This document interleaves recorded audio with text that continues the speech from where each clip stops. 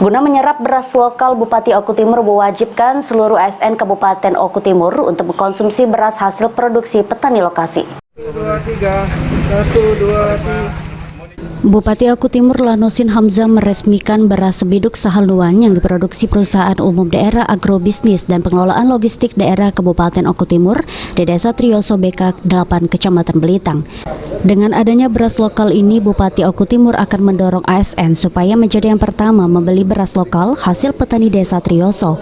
Setiap ASN nantinya akan membeli beras sebanyak 10 kg yang akan difasilitasi pihak Bulog. Bupati Oku Timur juga meminta dinas terkait untuk memfasilitasi sarana produksi untuk peningkatan hasil produksi sehingga beras lokal menjadi premium.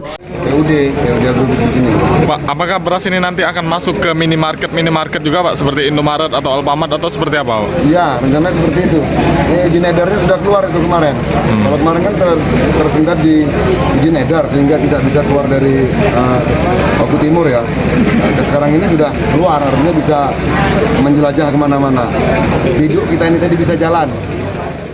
Langkah ini dilakukan Pemkab Oku Timur untuk lebih menyerap beras dari produksi para petani lokal di Oku Timur. Aji Pal TV. Berbeda. Artinya